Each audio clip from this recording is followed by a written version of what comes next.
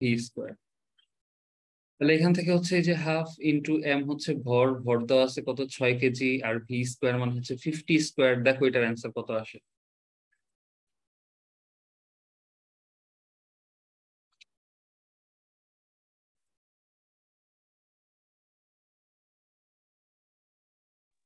সাত সাত হাজার হাজার পাঁচশো তাহলে 7,500 জুল হওয়ার কথা। অ্যান্সারটা একটু মিলায় নাও। কিন্তু তোমাদের এই বই কিন্তু ওই যে অ্যান্সারে বেশ কয়েকটা অ্যান্সারে ভুল আছে, ইভেন প্রশ্নে কিছু ভুল আছে, হ্যাঁ মিস্টেক আছে। তো আমার বইতে এইগুলা হচ্ছে সবই দাগানো ছিল, কিন্তু তোমাদের বইয়ের সাথে আবার আমার বইয়ের নাম্বার গুলো একটু মিলে না, এই হচ্ছে সমস্যা। আচ্ছা তারপরে বলো, এটা অ্যান্সার মিলছে দেখো তো।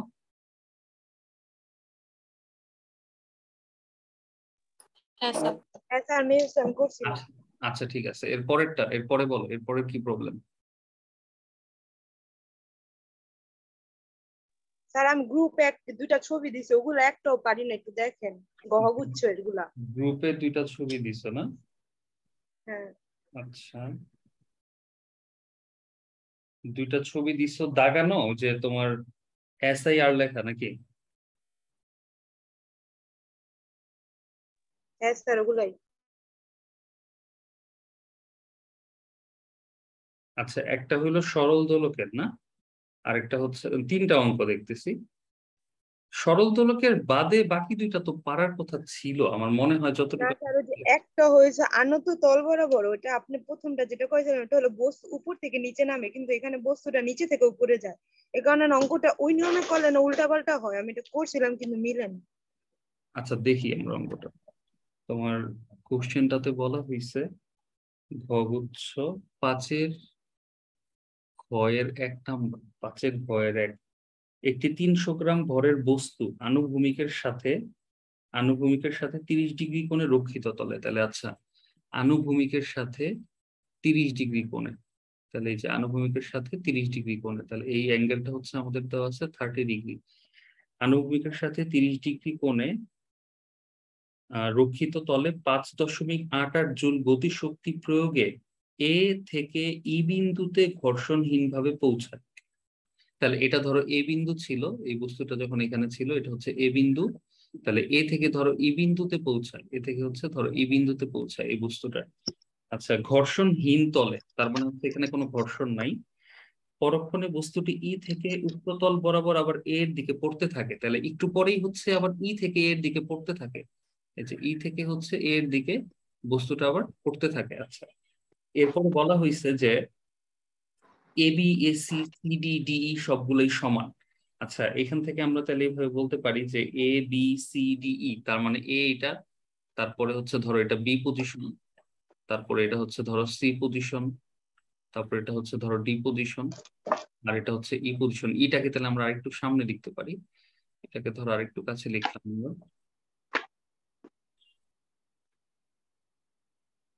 ইটাকে ধরো এ বি, এটা বি পজিশন, এটা সি, এটা ডি, আর এটা ধরো ই, ই পজিশন, এবং প্রত্যেকটা দূরত্বই সমান। তোমার এ বি, তারপরে এখানে দেখো প্রশ্ন একটু ভুল আছে, A B equal to AC না, A B equal to BC, তারপরে ইকুয়াল টু হবে সিডি, তারপরে হবে ডিই। মানে এই দূরত্ব গুলা সমান, হ্যাঁ।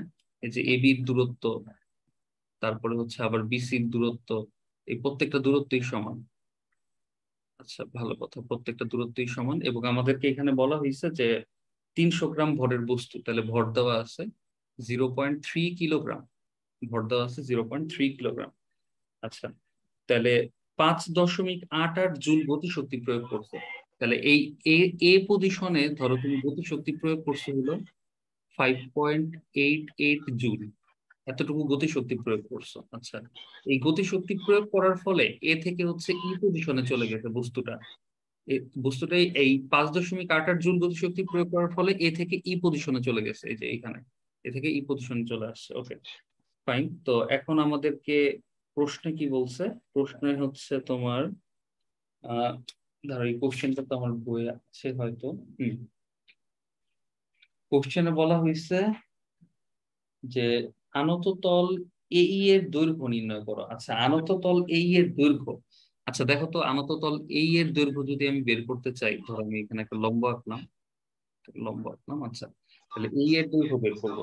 এবং আমাদেরকে আমরা কি এইভাবে বলতে পারি যে আমি এইখানে যে গতিশক্তিটা প্রয়োগ করছি, খেয়াল করো, আমি এই গতিশক্তিটাই হচ্ছে আমার বিভব শক্তি হয়ে যাবে ই বিন্দুতে। এভাবে লিখতে পারি যে এ বিন্দুতে গতিশক্তি, এ বিন্দুতে গতিশক্তি হয়ে যাবে আমার ই বিন্দুতে বিভব শক্তি। এটা বুঝছো কিনা দেখো তো, এ বিন্দুতে গতিশক্তি হবে ই বিন্দুতে বিভব শক্তি। কারণ আমি এই যে এ বিন্দুতে আমি বল প্রয়োগ করছি না, এটা হচ্ছে আমার এ বিন্দু। তাহলে এ বিন্দুতে আমি বল প্রয়োগ করছি, ভালো কথা, এবং কত জুল গতিশক্তি প্রয়োগ করছি? 5.88 জুল। এবং এটার কারণেই এ বিন্দু থেকে বস্তুটা ইতে চলে আসলো এখন। তাহলে ইতে যেহেতু চলে আসলো, তাহলে বস্তুটা তো ভূমি থেকে একটা উচ্চতায় আছে। তাহলে আমরা জানি ভূমি থেকে একটা উচ্চতায় থাকলে তার সমস্ত শক্তিটাই কি বিভব শক্তি না? তাহলে আমরা বলতে পারি যে এ বিন্দুতে যে শক্তিটা ছিল গতিশক্তি, এই গতিশক্তিটা এখন বিভব শক্তিতে কনভার্ট হয়েছে। এটা বুঝছো সবাই? আচ্ছা, তারপরে তাহলে এ বিন্দুতে গতিশক্তি হচ্ছে আমার 5.88 জুল। এই বিন্দুতে গতিশক্তি হচ্ছে 5.88 জুল। আচ্ছা, ইজ ইকুয়াল টু ই বিন্দুতে বিভব শক্তি কি হবে? এই উচ্চতাকে যদি আমি এইচ ধরে নেই, এই উচ্চতাকে যদি এইচ ধরে নেই, তাহলে আমরা বলতে পারি যে ই বিন্দুতে আমার বিভব শক্তি হবে এমজি ইন্টু ভূমি থেকে উচ্চতা, এমজি ইন্টু ভূমি থেকে উচ্চতা এইচ। ঠিক আছে? তাহলে এখানে আমরা ভর তো জানি, ভর দেওয়া আছে 0.3 কেজি। তাহলে 5.88 ডিভাইডেড হচ্ছে 0.3। আর এখানে হচ্ছে আমাদের এই জিটা ওই পাশে চলে আসবে, তাহলে জিটা এই পাশে চলে আসবে ইন্টু 9.8। এবং আমি এখান থেকে কি উচ্চতা পেয়ে যাচ্ছি। তাহলে এই যে এই উচ্চতাটা আমি পেলাম, এই যে এই এইচ ধরো বা এই এইচ ধরো, এই উচ্চতাটা আমি পেলাম। তাহলে উচ্চতার ভ্যালুটা কত আসে একটু ক্যালকুলেশন করো।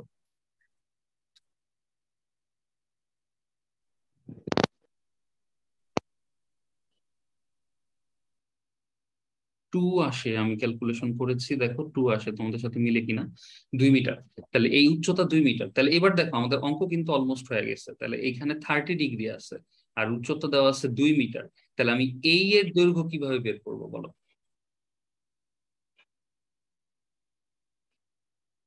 হুম, বলো, কেউ একজন বলো। এখানে আমার 30 ডিগ্রি দেওয়া আছে, উচ্চতা দেওয়া আছে, মানে লম্ব দেওয়া আছে। এটা কিভাবে বের করা লম্ব যায়? বাই অতিভুজ হ্যাঁ, সাইন 30 ডিগ্রি সামনে। হ্যাঁ, আমরা এইভাবে লিখতে পারি না যে sin 30, সাইন থিটা মানে হচ্ছে কি, এই যে আমরা জানি যে সাইন থিটা ইকুয়াল টু লম্ব বাই অতিভুজ। তাহলে লম্ব এইচ আর অতিভুজ কত? এই। তাহলে আমরা এই বের করব। তাহলে অতএব এই equal to H by sin 30। H মানে 2 মিটার, আর নিচে হবে sin 30। তাহলে এখানে sin 30 এর মান তো হাফ, তাহলে এখানে হয়ে যাবে 4 মিটার। তাহলে এই এর দৈর্ঘ্য 4 মিটার। দেখো অ্যান্সার 4 মিটারই দেওয়া আছে। এই এর দৈর্ঘ্য 4 মিটার। এটাতে কোনো প্রবলেম আছে রোহামা? পারিনি। খ। আচ্ছা, খ পারো নাই, বাট এটা বুঝছো কিনা?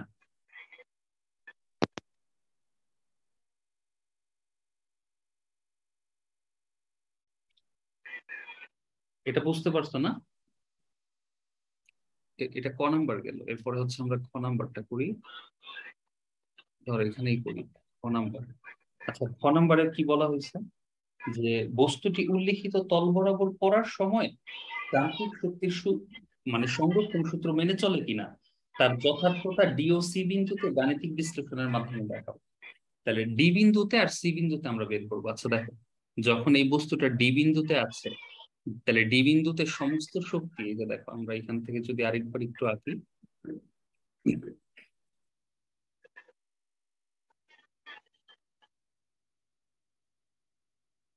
দেখো এটা হচ্ছে যে ধরো ডি বিন্দু, এটা ডি বিন্দু, ডি বিন্দু। আচ্ছা, তাহলে এই ডি বিন্দুতে সমস্ত শক্তি, তাহলে ডি বিন্দুতে দেখো, ডি বিন্দুতে মোট শক্তি আমরা বের করব। ডি বিন্দুতে মোট শক্তি, ডি বিন্দুতে মোট শক্তি। একটু নয়েজ আসতেছে কার থেকে?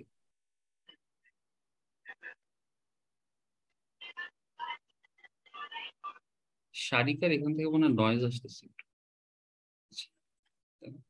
ডি বিন্দুতে মোট শক্তি, তাহলে মোট শক্তি হইলো ডি বিন্দুতে বিভব শক্তি প্লাস ডি বিন্দুতে গতি শক্তি।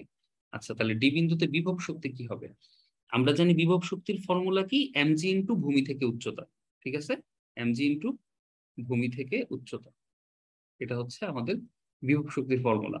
আচ্ছা, প্লাস ইকে হইলো গতিশক্তি, গতিশক্তি আমরা জানি হাফ এম ভি স্কোয়ার, গতিশক্তি হচ্ছে half M V square. Okay fine, তাহলে এখান থেকে আমাদের ভর দেওয়া আছে এম হচ্ছে 0.3 ইন্টু জি এর মান কত 9.8 ইন্টু ভূমি থেকে উচ্চতা। তাহলে দেখো তো যখন ডি বিন্দুতে আছে তখন ভূমি থেকে কত উচ্চতায় আছে বের করা যাবে কি এটা? হুম, ডি বিন্দুতে ভূমি থেকে কত উচ্চতায় আছে দেখো, আমার এই কোণটা তো দেওয়া আছে, এই কোণটা দেওয়া আছে 30 ডিগ্রি। এ থেকে ডি এর দূরত্ব কত বলতে পারবা কেউ? এ থেকে ডি এর দূরত্ব কত? এ থেকে ডি এর দূরত্ব, হুম, দেখো তো, এ থেকে ই এর দূরত্ব যদি 4 মিটার হয়, তুমি তো গ নাম্বারে বের করছো, এ থেকে ই এর দূরত্ব 4 মিটার, তাহলে তার মানে কি যে এটা হলো বি, ধরো এই যে এটা হচ্ছে বি, এটা হচ্ছে ধরো সি, এটা হচ্ছে ডি, আর এটা হচ্ছে ধরো ই। তাহলে এ থেকে ই এর দূরত্ব যদি 4 মিটার হয় এবং A B B C C D D সবই সমান, প্রশ্নে বলে দিছে, তাহলে A B B C C D আর ডি যদি সমান হয় তাহলে প্রত্যেকটা 1 মিটার করে না?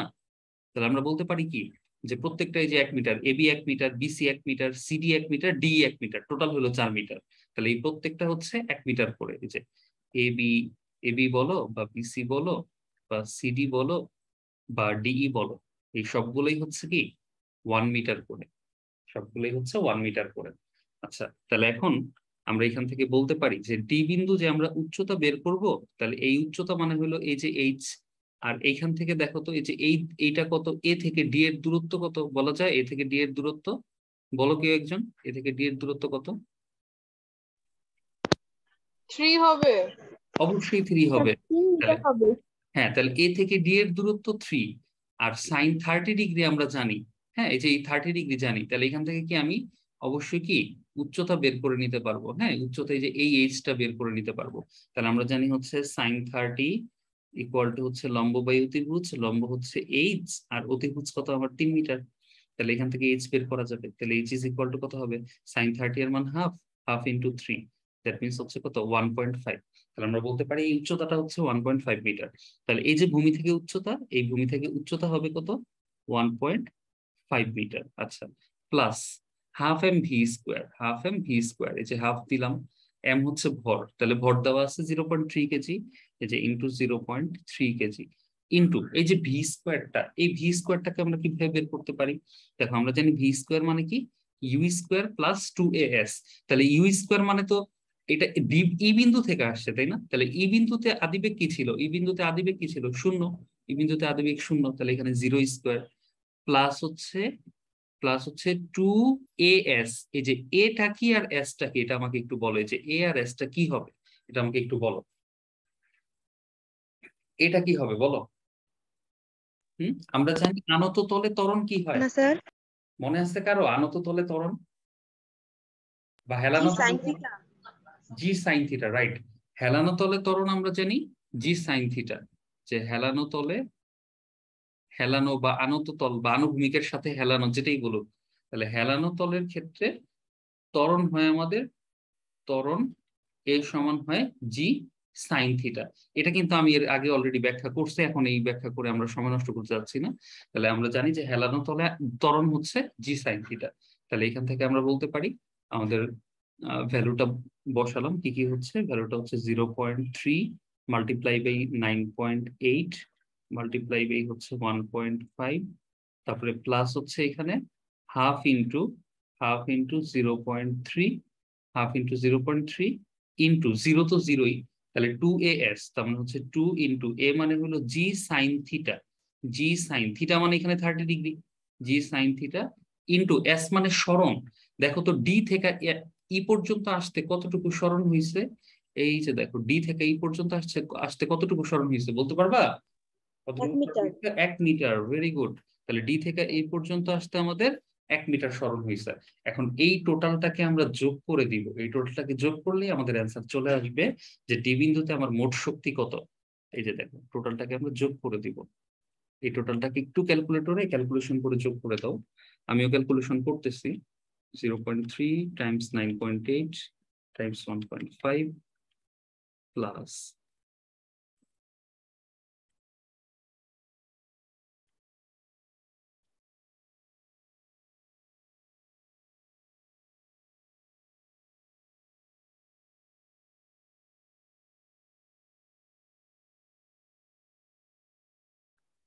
দেখো অ্যান্সার আসছে আমার 5.88, সবার কি এটা আসছে দেখো তো? অ্যান্সার আসছে আমার হ্যাঁ স্যার। 5.88 জুল। দেখো একটা জিনিস কিন্তু আমরা মানে লক্ষ্য করতে পারি, আমার এ বিন্দুতে মোট শক্তি, দেখো এ বিন্দুতে আমার মোট শক্তি কি ছিল? এই যে দেখো এ বিন্দুতে মোট শক্তি কিন্তু আমার 5.88 জুলই ছিল। আবার এ বিন্দুতে মোট শক্তি যেটা ছিল গতিশক্তি, ই বিন্দুতে ওটা ছিল আমার বিভব শক্তি। তাহলে আমার ই বিন্দুতেও মানে বিভব শক্তি কত? 5.88।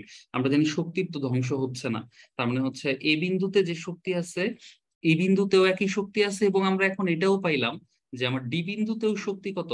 5.88 জুল। ঠিক আছে, এখন আমরা বের করব সি বিন্দুতে শক্তি। প্রশ্নে কিন্তু আমাদেরকে বলে দিয়েছিল যে ডি ও সি বিন্দুতে হিসাব করো। তাহলে এখন এখন আমরা সি বিন্দুতে গতিশক্তি বের করব। তাহলে দেখো আমরা সি বিন্দুতে গতিশক্তি বের করার জন্য কি করতে পারি, আমাদের আরেকটা পেজ নিতে হবে। তাহলে সি বিন্দুতে আমরা গতিশক্তি বের করব।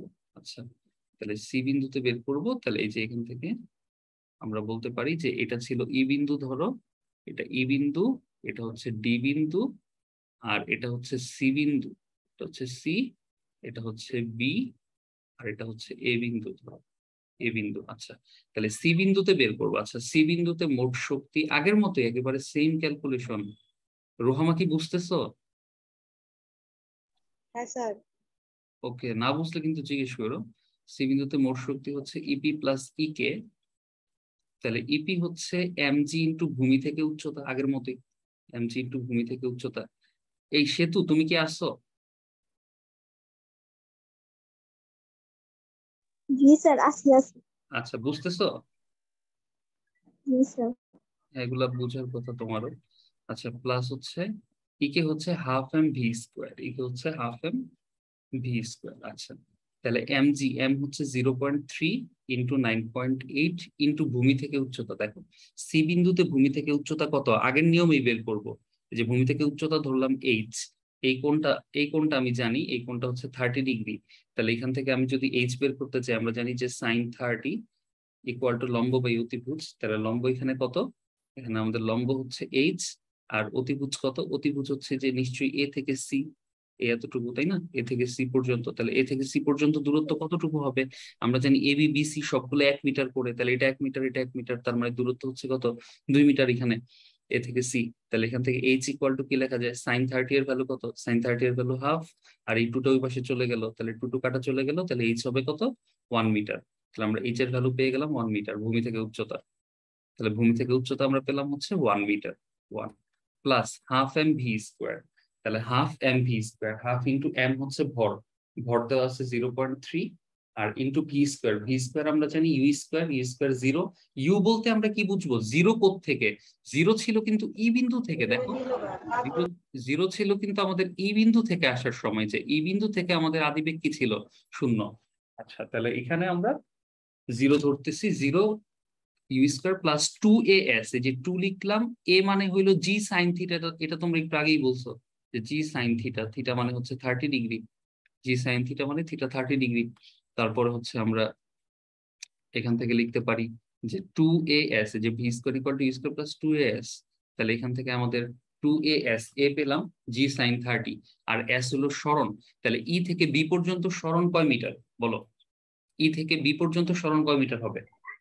বি না, সরি, সি বিন্দু, ই থেকে সি বিন্দু সরণ কয় মিটার? 2 মিটার। 2 মিটার, কারণ এটা 1 মিটার, আবার এটাও 1 মিটার, তাহলে 1 আর 1 2 মিটার।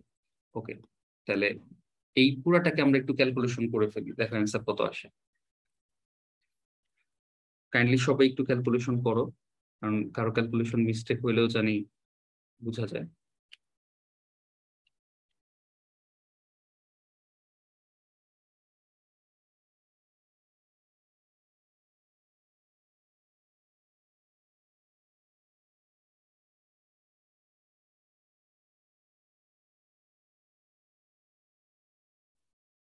কত আসছে বলো?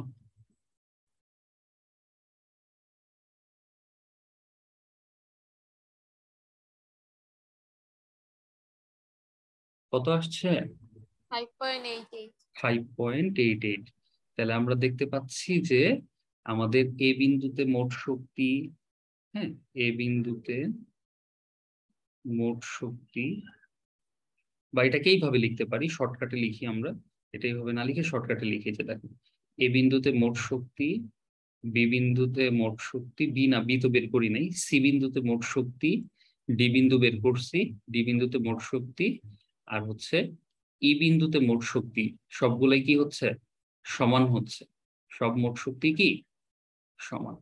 ঠিক আছে, তাহলে শক্তির সংরক্ষণশীলতা নীতি মেনে চলে। অতএব বা এইভাবে লিখতে পারি, প্রশ্নে আমাদেরকে যেটা বলছিল যে যান্ত্রিক যান্ত্রিক শক্তির সংরক্ষণ সূত্র মেনে চলে কিনা, অতএব যান্ত্রিক শক্তির সংরক্ষণ সূত্র মেনে চলে, যান্ত্রিক শক্তির সংরক্ষণ সূত্র মেনে চলে, যান্ত্রিক শক্তির সংরক্ষণ সূত্র মেনে চলে। Okay fine. তো এর পরবর্তীতে আমরা হচ্ছে এরপরে কোন অঙ্কটা করব?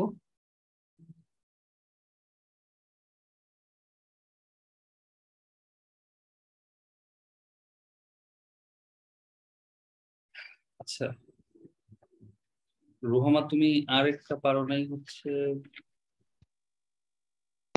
এটা স্যার 2 নাম্বারটা।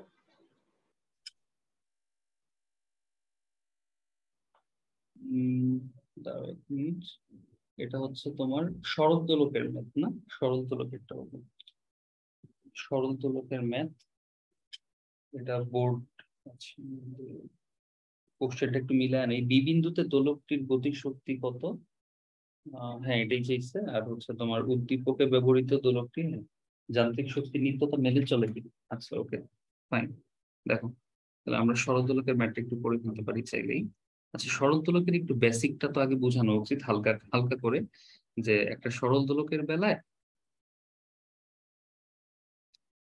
ধরো এই যে এটা একটা সরল দোলক, তো এটা ধরো সরল দোলকে দুলায় দিলাম, দুলায় দেওয়ার পর এটা সর্বোচ্চ পজিশন, এটা ধরো এ বিন্দু আর এটা হচ্ছে ধরো বি বিন্দু, তাহলে বি অবস্থান হচ্ছে সর্বোচ্চ পজিশন।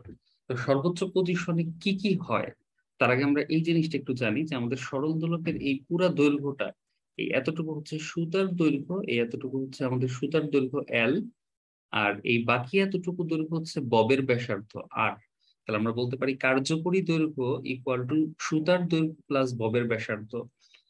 কার্যকরী দৈর্ঘ্য এভাবে লিখতে পারি আমরা যে কার্যকরী দৈর্ঘ্য, সরল দোলকের কার্যকরী দৈর্ঘ্য হবে এল ইজ ইকুয়াল টু, এল হচ্ছে তোমার সুতার দৈর্ঘ্য, সুতার দৈর্ঘ্য প্লাস এই আর হচ্ছে ববের ব্যাসার্ধ, এই আর হচ্ছে কি ববের ব্যাসার্ধ।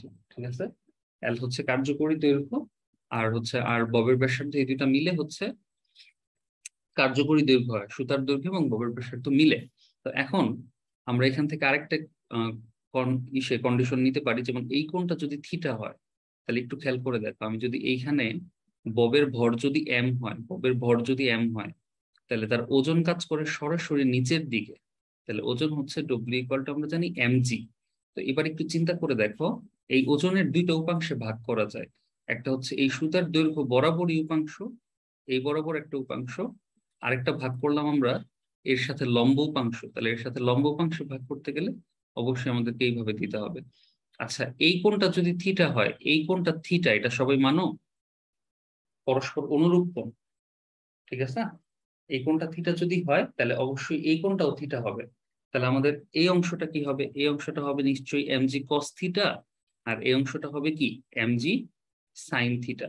তো এখন এই এমজি কস থিটাটা কি করে দেখো, সুতার টানটাকে সে প্রশমিত করে। এই যে দেখো সুতার টান হচ্ছে টি বিপরীত দিকে, তাহলে আমরা বলতে পারি যে এমজি কস থিটাই অ্যাকচুয়ালি আমার MG cos theta is equal to হবে কি সুতার টান টি। আর এমজি সাইন থিটা কি করে, তাহলে এমজি সাইন থিটা এটাকে বি পজিশন থেকে এ পজিশনে আবার নিয়ে আসতে সাহায্য করে।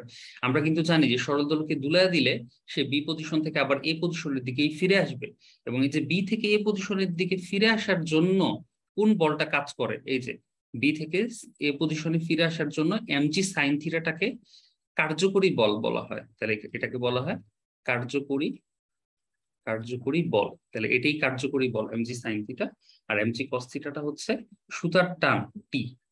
আচ্ছা তো এইখানে আমাদের আরেকটু কথা, সেটা হচ্ছে যে আমরা যদি শক্তি নিয়ে আলোচনা করি সরল দোলকের, তাহলে শক্তি নিয়ে আলোচনা করলে ব্যাপারটা এরকম হবে অনেকটা।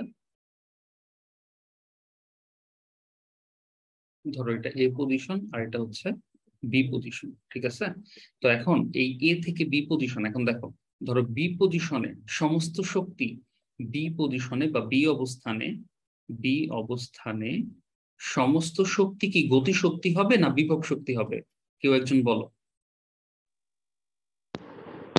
বিভব শক্তি হবে। বিভব শক্তি। রাইট, বিভব শক্তি। কারণ আমরা জানি যে যখন একটা বস্তু হচ্ছে উচ্চতায় থাকে, এই যে একটা বস্তু যখন এখানে কতটুকু উচ্চতায় আছে, ধরো এই পুরো উচ্চতাটাকে ধরো এইচ, তাহলে একটা বস্তু যখন এই যে এই এইচ উচ্চতায় আছে তখন সমস্ত শক্তি হবে বিভব শক্তি। সমস্ত শক্তি হচ্ছে বিভব শক্তি মানে ইপি। আচ্ছা, আর যখন এ পজিশনে সমস্ত শক্তি কি গতি শক্তি নিশ্চয়ই। তাহলে এ অবস্থানে সমস্ত শক্তি হচ্ছে মূলত কি গতি শক্তি মানে ই কে। আচ্ছা, তাহলে এ পজিশনে সমস্ত শক্তি গতি শক্তি, আর বি অবস্থানে সমস্ত শক্তি হচ্ছে বিভব শক্তি ইপি। এখন এটার মাঝামাঝি যদি কোনো অবস্থান আমি ধরে নেই, এটার মাঝামাঝি কোন একটা অবস্থানকে আমি ধরে নেব, যেমন ধরো এই অবস্থানটা যখন ধরো এই অবস্থানে ছিল, তখন এই অবস্থানে কি হবে বলো?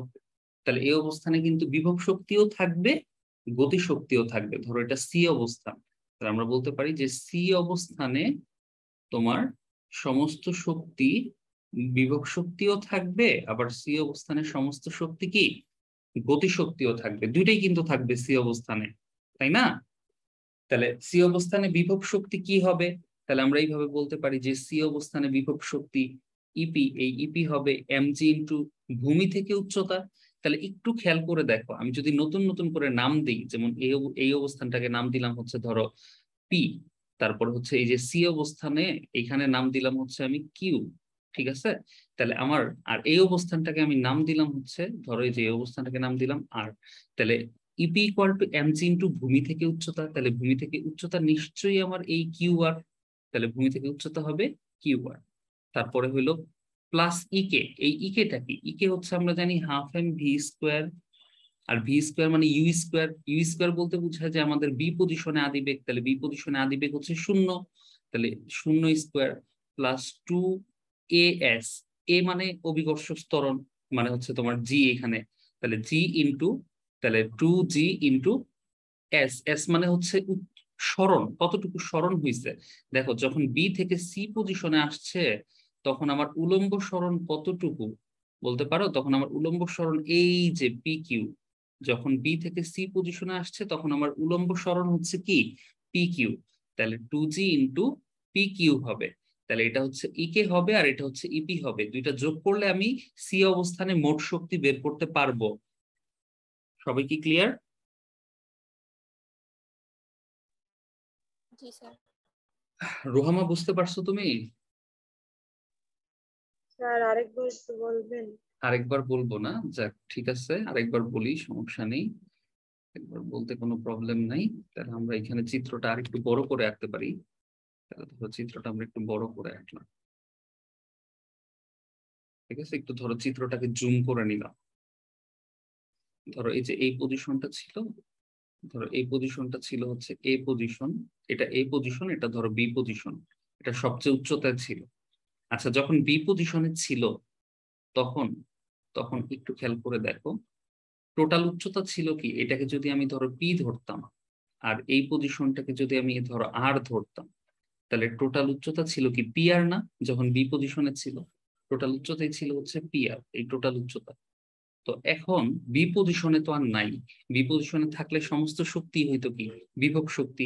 তুমি একটু চিন্তা করে দেখো, এই যে এ পজিশন, এই যে এ পজিশন ধরো, এই যে এটা হচ্ছে এ পজিশন, আর এই যে বি পজিশনটাকে তুমি একই সরলরেখায় নিয়ে আসো, যে ধরো বি পজিশনকে আমরা একই সরলরেখায় নিয়ে আসলাম, তাহলে যে এ থেকে বি কি সমস্ত উচ্চতা না?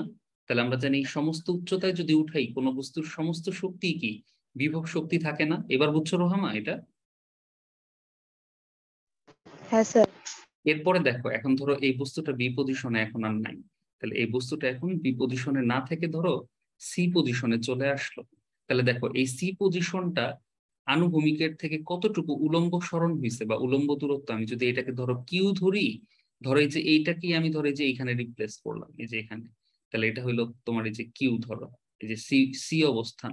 তাহলে এইবার দেখো তো সি অবস্থানে আমরা জানি যে এ আর বি এর মাঝামাঝি প্রত্যেকটা অবস্থানেই কিন্তু বিভব শক্তিও থাকবে, তারপরে গতি শক্তিও থাকবে, দুইটাই থাকবে। এখন সি অবস্থানে বিভব শক্তি তুমি কিভাবে বের করতা? তুমি বিভব শক্তি কিন্তু এইভাবে নির্ণয় করতা যে বিভব শক্তি আমরা জানি E P equal to MG into ভূমি থেকে উচ্চতা, E P equal to MG into ভূমি থেকে উচ্চতা। তাহলে ভূমি থেকে উচ্চতা কত? ভূমি থেকে উচ্চতা হলো এই যে এসি, এরকম লিখতা না? আবার এই যে প্লাস প্লাস ইকে, ইকে হচ্ছে হাফ এম ভি স্কোয়ার। তাহলে ইকে হচ্ছে হাফ এম ভি স্কোয়ার। তাহলে এই যে দেখো ইকে হচ্ছে হাফ এম ভি স্কোয়ার, তাহলে হচ্ছে half into M into V square মানে ইউ স্কোয়ার। ইউ আদিবেগ শূন্য, কারণ এখানে যখন পড়তেছে এখান থেকে আদিবেগ শূন্য, প্লাস লিখতে হচ্ছে 2 ইন্টু জি ইন্টু এই যে সরণ, সরণ হলো এই যে এতটুকু, মানে বিসি লিখতা। 2 ইন্টু জি ইন্টু কি লিখতা? বিসি। এটা বুঝছো? এই কন্ডিশনটা বুঝছো কিনা বলো?